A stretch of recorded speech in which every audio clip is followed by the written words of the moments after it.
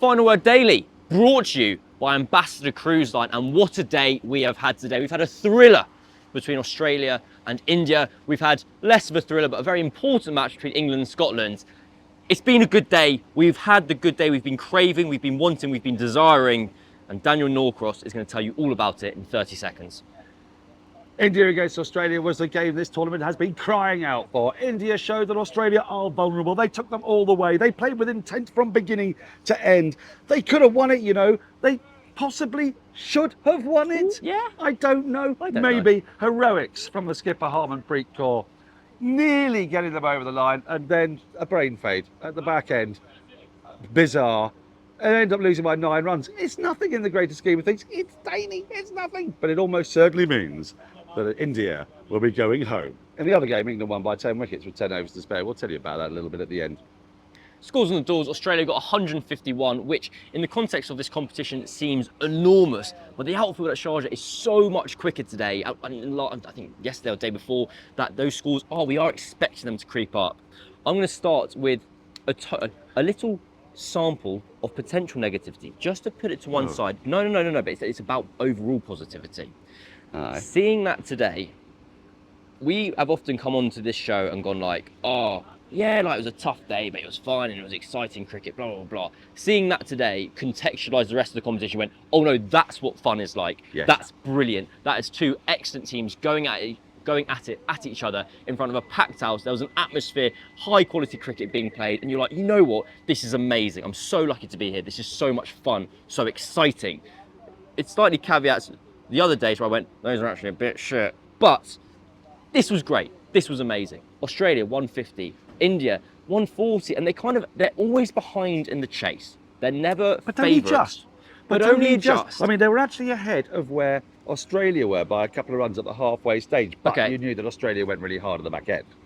There's two bits I want to focus in on the chase. So there is a moment where I think it's Deepti Sharma goes like kind of back-to-back boundaries, and they need, was it Deepti Sharma? They need 42 off 26. Oh, that was brilliant, that moment. And then she's caught on the boundary, and it's from that moment that Australia take charge. Please walk us through from that moment, the build-up up to it, and then the kind of the fall apart from India, because they went nowhere after that. They just kept getting out. Yeah, there was a little bit of that, wasn't there? Well, in the previous 3 overs, the rates had sort of climbed, and then it got up to around, once it got up to 10, we thought, no real chance. And I messaged you to say, right, India are toast. And the moment I said India are toast, 4 after 4 started raining down. Yeah. India were just weren't able to get a boundary in an over. There were a couple of things they were doing that was irking me. They weren't running twos, but they weren't even looking like they were going to run twos. So effectively what they needed every over was 5 singles and a 4-stroke 6. And since no one looked like hitting a 6 really, it sort of meant that they're probably going to need 2 4s. And they weren't getting those 4s. And in part that was because of some good Australian bowling, although there was also some bad Australian bowling. We're going to come to that before we finish. There was some vulnerable Australian bowling.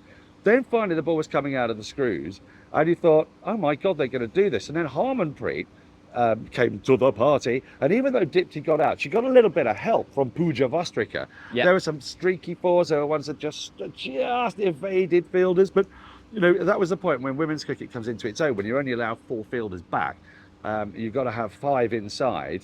Then you could see that there was a gap. There was always a gap. And India were wise to that gap, and they were keeping it out there. And even to the point when, even in the last sort of 15 balls, they managed to get it down to 32 or 15. Have you had a couple of 4s just before They're that? numbers you recognise. You see those 2 numbers, you go, I've seen that match won before, often. Yes. And it goes for 4, it's 28 or 14, and all of a sudden the chasing total comes tumbling down. But it was always just tantalisingly just beyond reach. But I tell you, the crowd was going berserk when those 4s were being hit. I mean, it was really rocky. It was actually bouncy, you know, like really, really good fun.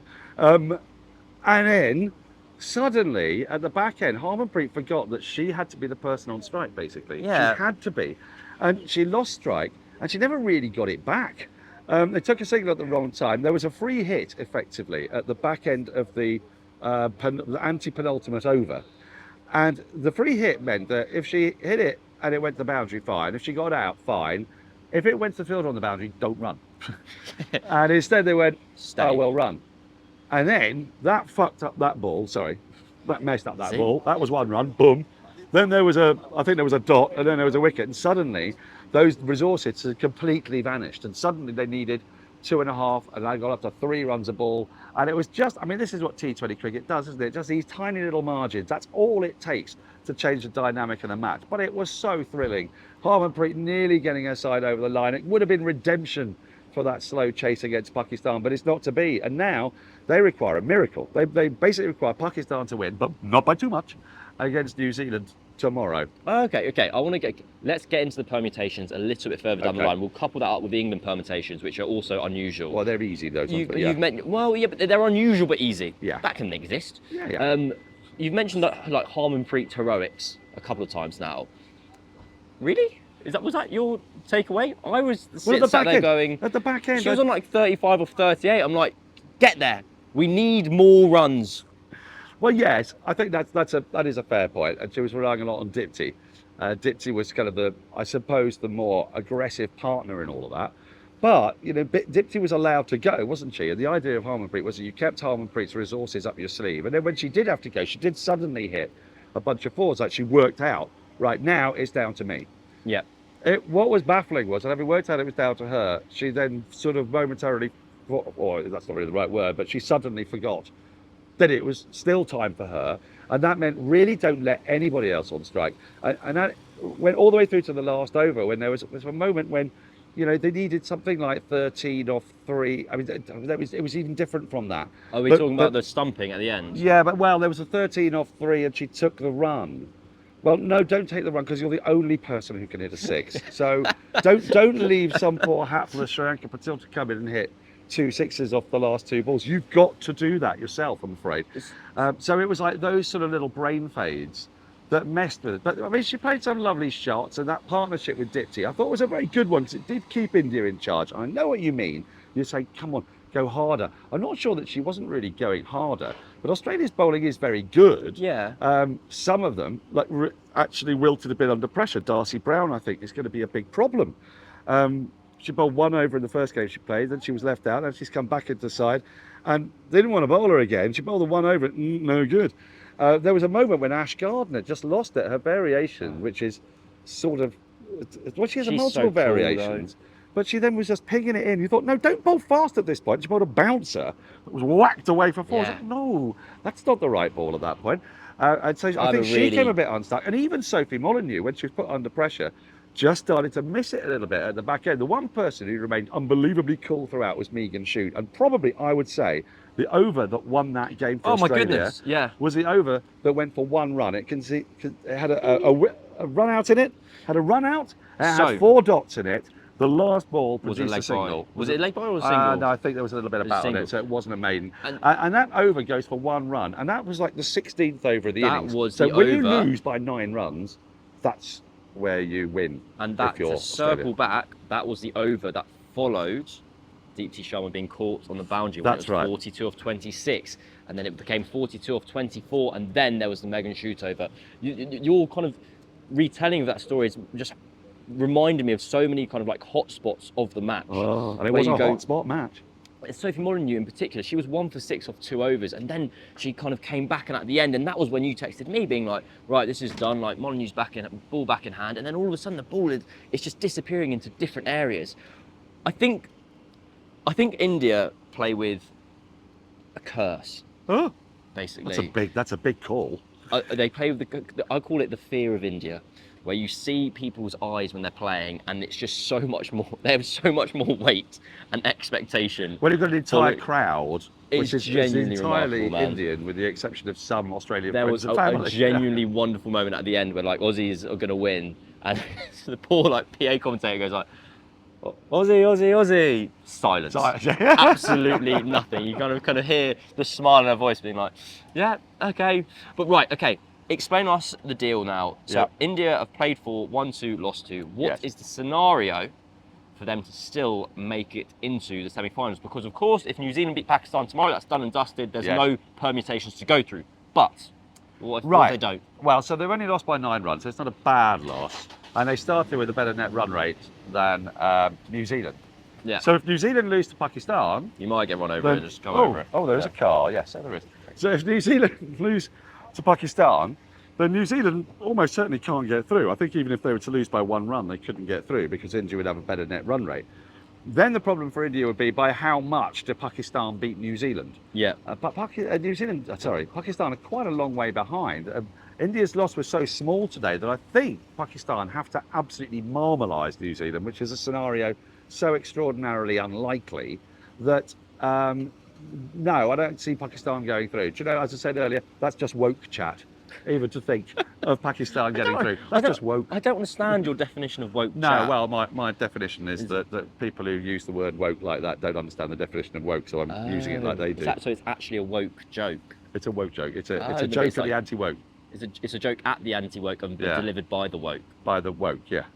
Wonderful. So exciting. Any other we got there in the end. Any other sorry, to finish off, to simplify everything, New Zealand win, they go through in second place behind Australia. And assuming that does happen, we will then have Australia playing a semi-final in Dubai, against the second place team in the England, West Indies, South Africa group. Those are the last 3 teams that can qualify. And genuinely, we don't know in what order they're going to qualify. Although I do think that we have established that South Africa now are definitely through. Yes. Madly. Because of net run rate. And I suppose we can come to that. Do it now. Do you want to do it? Let's go for it now. We're on net run rate as a theme. Keep going. Yeah, because England won by not quite enough. They needed to win slightly quicker than 10 overs to make net run rate interesting. There is a scenario which a super over happens with a score of 194 or above, or England lose by 1 run with a score of 201 or above. So that ain't going to happen, even in Dubai, in which England can lose and still go through. But because that's not going to happen, you've got a quarter-final. Huzzah! The last game of the group stages, England against West Indies, will be whoever wins goes through, whoever loses is out. And you may look at that and go, wait a minute, West Indies' net run rate's much better than South Africa's, but the problem is whoever loses, same as with England, will have their net run rate go down below where South Africa's currently is. I was so confused about that. And I know, it's numbers, Don't read my match report for the Telegraph. You didn't say that. I got there eventually, but I was like, England avoid de facto quarter-final against West Indies. And then I went back and changed it, but then I reread it and then there's another bit where I didn't change it. So, hey, okay. Well, it's a de facto quarter-final. So that's really exciting. So we've only got 2 games left in the group stages, and they are going to determine the semi-finals. And, so we've said there have been a lot of games that have been a bit uninteresting. There have been a lot of games that have failed to go to the wire, and yet somehow the actual group stages have gone to the wire. Because Pakistan against New Zealand will determine whether it's India or New Zealand who go through, and England against West Indies will determine whether it's England or West Indies go through.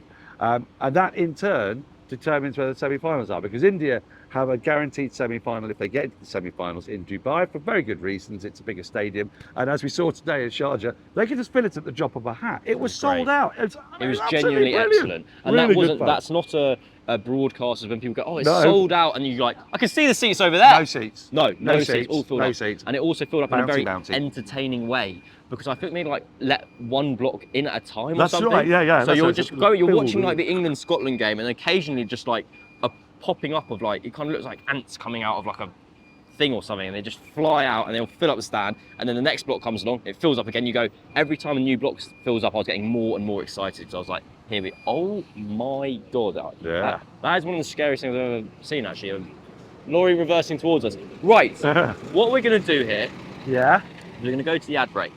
We're then going to go into the final word. No, we're going to do England, Scotland, and then we're going to come back and we're going to do a India-Australia focused Hall of Fame. Just a little bit more on this game, because I think it deserves a greater focus, and it was... Well, there's one Hall of Famer that can't be missed. We'll do that. But hey, we've said this before, we'll say it again. You've had all your vegetables now, and it's just trifle, profiteroles, and gravy from here on. Every game's going to be brilliant. Hey, that's been part 1. Time for a break. We're back. This is the Final Word Daily, brought to you by Ambassador Cruise Line. And this wonderful ad read that Daniel Norcross is about to read out to you. Shall I let that lorry go by? I think back the microphone. Just do it. Yeah. Antwerp is often described as a hidden gem of Europe.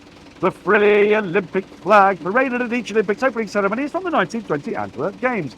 The famed Christmas markets will have you browsing for days, and for somebody with the eye for the shiny, Antwerp is still renowned for its diamond retailers. This is very interesting over here. I know. But perhaps these attractions don't grab you. Well, never fear. as on Ambassador Cruise Line's Cricket Legends Cruise, you'll be able to while away the hours chatting cricket well into the night. Not into Christmas markets? You can ask Gucci about Christmas pantomimes in 1984. You can ask Alex Tudor who will win gold at cricket at the LA Olympics. You can ask Blofeld if diamonds really are forever. Ambassador Cruise Line, giving you the chance to cruise with cricket legends this December. And by the way, it is all at the ridiculously generous starting price of £559 per person. And that's because you get 10% off when you listen to us. It's incredibly easy. Just visit ambassadorcruiseline.com and pop in Final word 10. final word 10 at checkout, and you'll be sailing away, beating the winter blues. It's all in the show notes. Your chance to cruise with cricket legends this December. Ambassador Cruise Line. I love them dearly. Me too. I love you dearly. I Yeah. love that you were going to go on a cruise in December. Right, England versus Scotland, end of Scotland's tournament. Basically, we went into this and we were like, cool, England, they need to win big, otherwise they're going to have a de facto quarter-final. How strange is this? They've won all their games, it's been perfect, but they could win 3 and then lose 1 and be knocked out. Like South Africa's men in the T20 World Cup. Like South Africa's men, blah, blah, blah, blah.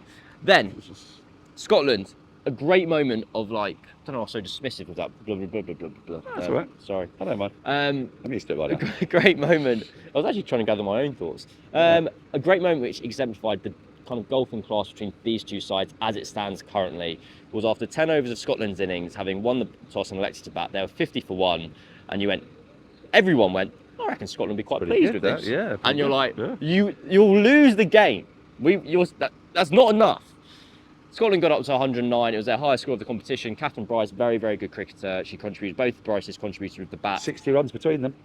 Then better than a run a ball. England came out, and this is the bit I can't quite tally, because Heather Knight, I've got a theory Yes. that Heather Knight and John Lewis sit in a bunker somewhere and they plan meticulously Oh, yeah. for every connotation, for every permutation of the competition. They know everything they're going to do. They're going to play Lindsay Smith in Sharjah 7 months before anyone else realises. They're across the net run rate situations. They've got to go out and attack the game, blah, blah, blah. Then you chat to Maya Boucher, who was the one batting, and she's like, oh yeah, someone like mentioned that we should get a hurry on about 7 overs in. You're like, Yeah. what? You're like, who's right here? Who's telling? I don't know They how got much they thought 60 about something it. after 6 overs. So Yeah, so they got to hurry up. They'd already hurried up. Exactly. I think basically what happened today was England put their foot down. They're like, right, let's take on the power play, see how we go. We'd have to win so quickly to even threaten other people's net run rates.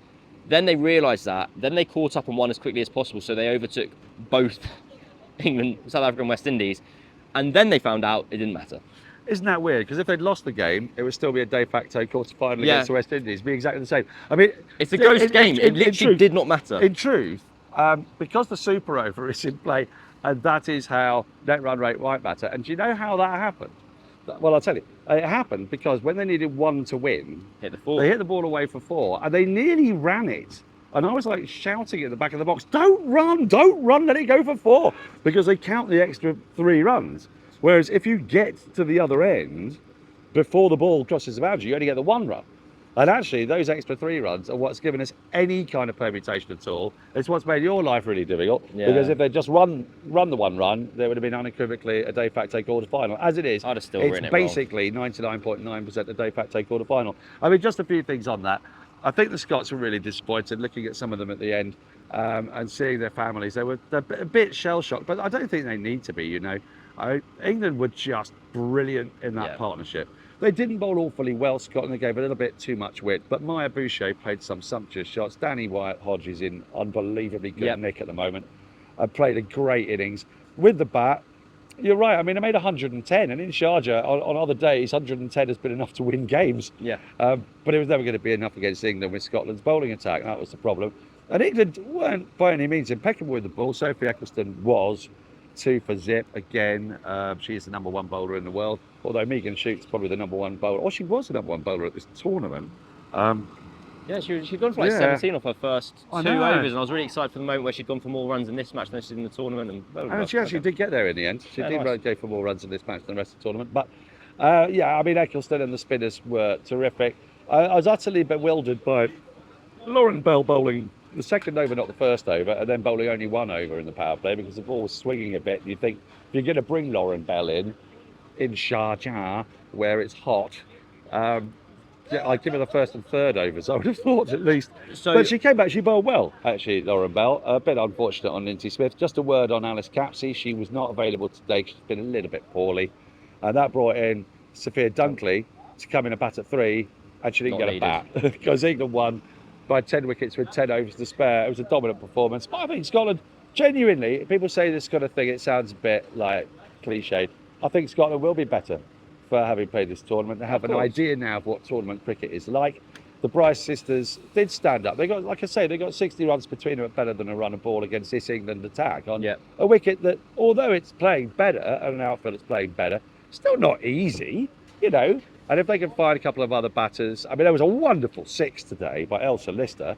There was a wonderfully moosed wallop over deep mid wicket. That was superb. So, you know, they do provide entertainment, and that is one of the reasons why the tournament, you know, loves having Scotland in it.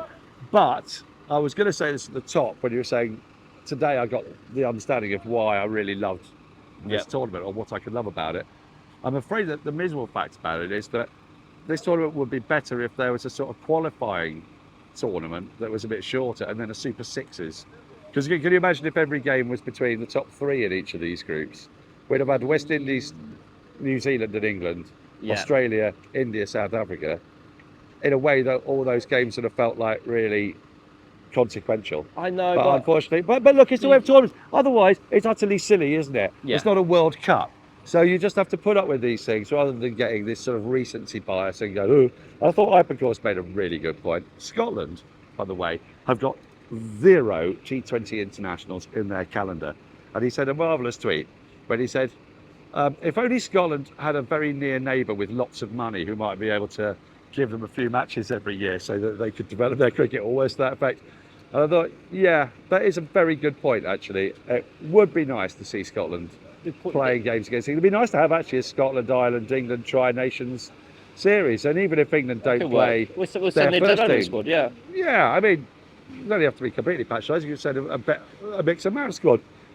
Something like that would be good, and actually more than good. I think it's necessary as well for Scotland's cricket to develop. Like today, Lorna Jack Brown retired from international cricket at the age of 31 to continue and pursue full-time, well, it's always been full-time, but her only career of being a copper, I think in Edinburgh, where she does way more important things than hit a ball around. But it was great that she got to play in this tournament. She was really looking forward to playing against England. She talked a really good game and she got a 3-ball duck, but you know, she's played in the World Cup. That's magnificent. And Elsa Lister is one to watch for the future. Really powerful batter. As I said, hit that wonderful 6. I thought Darcy Carter was fantastic in the field. The Bryce sisters we know are handy, and they're not old. They've got plenty of time left in them, and they've got a very enthusiastic setup. They've got good coaches, you know, Chris Reed knocking around. So that's my take on Scotland. There's nothing to say about England, really. They did a clinical job, and where all eyes are now on the de facto quarter-final, albeit with the tiniest, weeniest caveat against the West Indies in 2 days' time. Yeah, I think with Scotland, it's just they say it themselves. The balance they've got to strike is trying to get as many of their lot into England's domestic system as possible, whilst trying to look after their own house and develop the contracts there. So what they have is they have about 3/4 of their squad are playing in England, and they have 8 part-time contracts that are Scottish contracts, and they're not very good contracts, to use the words of the actual people who work and play for them. So, right, we're going to go to the Final Word Hall of Fame. It's a long show today. Oh, is it? We're at 24 minutes. Uh-oh, let's hurry up then. I was actually enjoying your company for a longer period of time. Final Word Hall of Fame. This is a joint one. We both know what we're going to nominate here. Let's just do it. Third last ball of the match. So funny. Not the match. Oh, what are you going for? I go for Phoebe Litchfield's LBW. Oh my God, I'd forgotten that. I was going for the stumping at the end. Oh yeah, fine. Well, let's do them both. Jesus Christ. Let's do them both because it's Jackie Williams both times. Oh my God. Gift that Okay, keeps on giving. you go. So you go. right, so this actually, I think Jackie might have got it right first time. I think she did get it right. It completely confused all of us because Phoebe Litchfield goes to play a reverse, right? Switches her feet. Switches her. Did she switch her feet? She didn't switch her hands, did she? No, she switched her feet. Yeah. As the bowler came in to bowl and released the ball, she switched and played the sort of reverse. And it stuck her on the pad, big appeal. That is out. Okay, so let's have a review then. Suddenly, right, you've got this like, oh yeah, that's absolutely plumb, because obviously once she's played the reverse, there's no leg stump, is there? That's my assumption. That's what I thought I'd heard this summer as well. And I'm sure somewhere on the line that is actually true, but there's a particular circumstance in which that's true, and that's if you've switched before the bowler bowls, right? But the fractional difference was that she'd pitched after the bowler had bowled. So when it came up on the screen, just before it had come up on the screen, rather, we hadn't got to ball tracking. We'd see that there was no glove involved. Phoebe just walked off because she's like, well, I'm absolutely clumsy. She wasn't even going to refer it to start with. As she's walking off, suddenly Jackie goes, pitching outside leg, not out. And he's going, hang on a minute, that can't be right. And so the immediate assumption is, oh, Jackie might have messed up here. Well, turns out that's us being completely wrong. Jackie hadn't messed up. Laws were checked. It was technically still outside leg, even though I do think that law might have to change because it's not outside leg when they do that, as far as I'm concerned. If you were it should be out. The natural justice says that's out. If you were trying to gain the advantages of batting the other way round in the opposite stance, you should therefore surely have to take on the risks that are associated with it. You can't get the benefit of being right-handed and I agree. not being outside off leg stump. I agree. Right, you know, there was one other very, very quick Hall of Fame. Just going to do very, very quick. I'm really sorry. Asha Sabana, we assumed was in the team. We're watching in the first over. Radha Yadav, who's not slated to be in the team, pulls off a great stop. What's she doing out there? Is she doing Jadeja from 2019, and she just gets to be a sub from the very beginning? Well, no. Can you believe it? Those dastardly Australians. Ash Sabana got injured between the toss and the team sheets being handed out and the start of play. So the Australians didn't have to allow Radha Yadav to play, but actually they're not dastardly after all. The Indians went to them and said, any chance we could swap a player in because she's had an injury in this time? And the Aussies, those mean, cruel-hearted Aussies, they said, yeah, sure. Lovely. Which was very lovely of them. India didn't let Alyssa Healy play. That was weird. No, I should imagine New Zealand were spitting feathers at that point, but New Zealand are also lovely that if they spit feathers, they don't spit them very far, and they're very soft feathers, and they put them up into a very small cushion. Daniel, it's the end. It's the end of the show. Sorry. The stumping, we'll go over it another time. You'll find it. You'll see it in the ether, in the world. This This has been the Final Word Daily. Podcast. This has been the Final Word Daily and Nightly. It's the longest show we've ever done by miles, but it's been an amazing day. We've had a good day. It's quite a damning indictment on the tournament. We've had one good day and spoke for half an hour as a result immediately. Right, I've been Cameron, he's been Daniel. We'll see you and speak to you again tomorrow. Ambassador Cruise Line giving you the chance to cruise with cricket legends this December.